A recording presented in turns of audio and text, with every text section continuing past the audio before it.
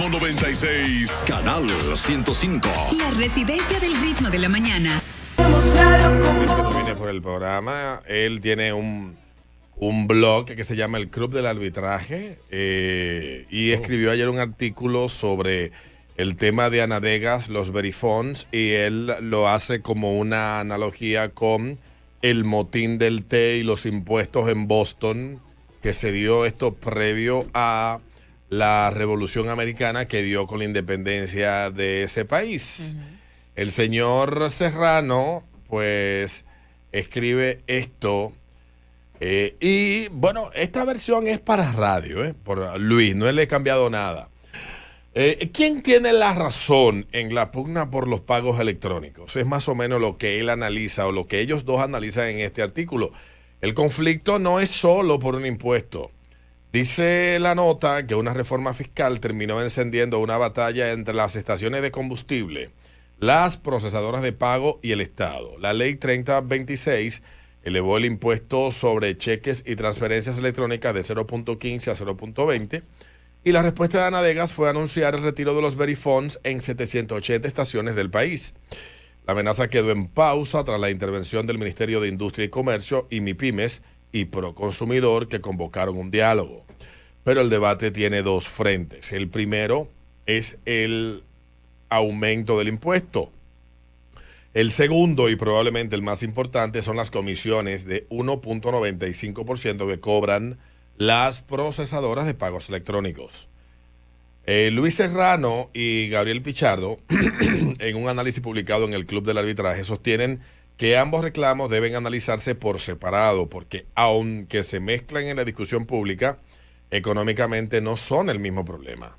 Y la pregunta que surge de todo esto, ¿estamos frente a una protesta por impuesto o por comisiones bancarias? Esa es la pregunta que usted tiene que hacerse. ¿Están esta gente protestando por los impuestos o por las comisiones que cobran los bancos?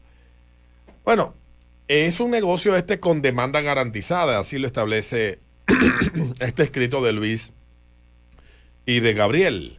Antes de hablar de márgenes hay que entender el mercado. La venta de combustible es uno de los negocios con menor sensibilidad al precio. Los economistas Bruns, Nick Camps, Peltz y Riedbell concluyeron en un metaanálisis de 2008 que en un aumento de 10% en el precio de la gasolina reduce el consumo apenas 3.4% durante el primer año y cerca de 8.4% a largo plazo. Más recientemente, Hufes, Nittel y Sperling encontraron una respuesta todavía menor.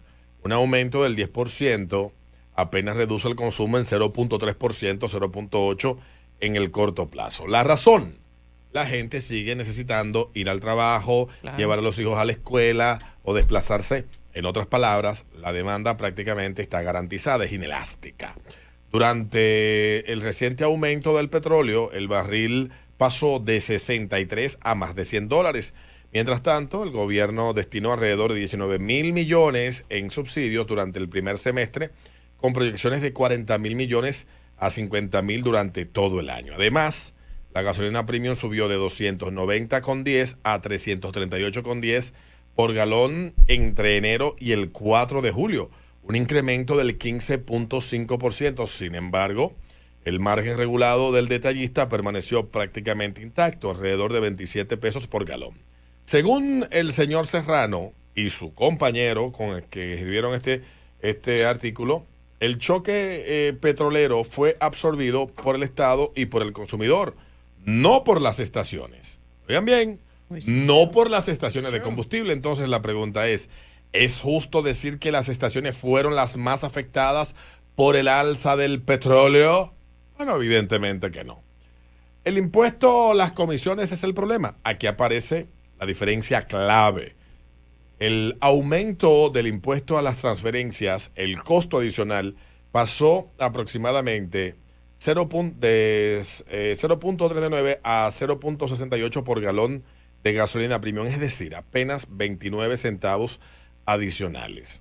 Alrededor de 1.1% del margen bruto que el propio gremio estima en 25 pesos por galón. En cambio, la comisión del 1.95 por pagos electrónicos representa entre 5.66 y 6.59 por galón, dependiendo del precio del combustible. Eso significa que consume entre un 22 y un 27% del margen bruto del detallista. Y mientras el impuesto aumentó apenas 29 centavos por galón, la comisión creció cerca de 93 centavos únicamente porque subió el precio del combustible. Aunque procesar electrónicamente una transacción cuesta prácticamente lo mismo. Para Serrano y Pichardo, aquí es donde el reclamo deja de ser político y pasa a tener fundamento económico. Y aquí surge otra pregunta. ¿Tiene sentido que una comisión siga aumentando simplemente porque el combustible vale más? Este debate no es nuevo. En Estados Unidos limitó en 2011 la tasa de intercambio para tarjetas de débito mediante la enmienda Durbin, mientras que la Unión Europea fijó un tope de 0.2% para débito y 0.3% para crédito. Australia adoptó medidas similares. Además, el economista Jean-Charles Rochet, junto a otros investigadores y trabajos posteriores como el de Chai Wang en el American Economic Review, concluyen que en mercados con márgenes regulados, productos homogéneos y demanda inelástica como la de las estaciones de combustible, las tarifas fijas suelen ser más eficientes que las porcentuales. Okay. Y ya finalmente, también un estudio de el 2025 también señala que las estaciones de gasolina y supermercados suelen negociar tarifas reducidas precisamente por esas características.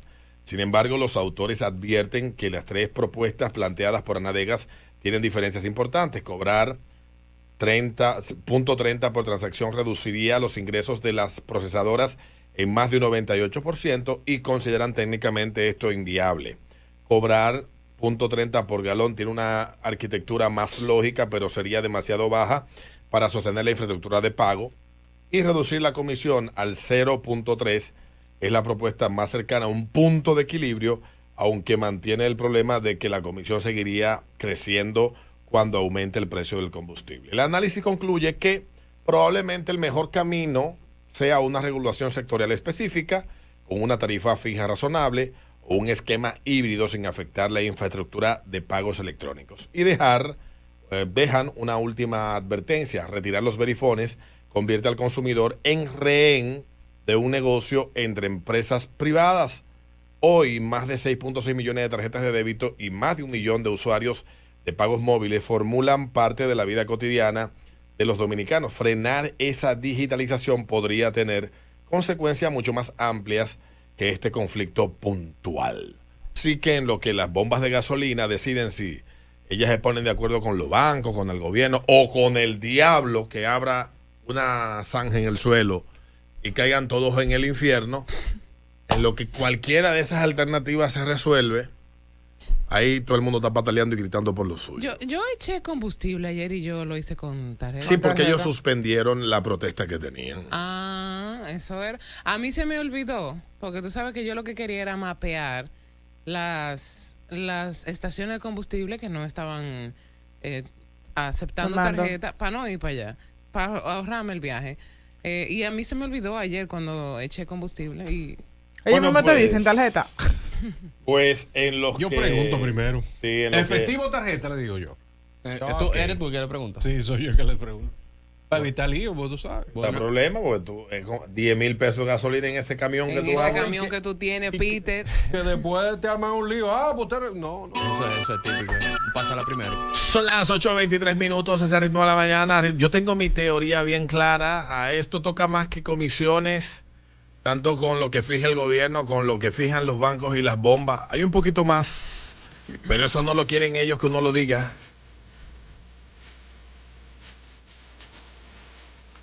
El ritmo de la mañana de Ritmo 96. HIMS Santo Domingo. Disponible donde quiera. Descargando nuestra app. Ritmo 96. Una estación del Grupo Medrano.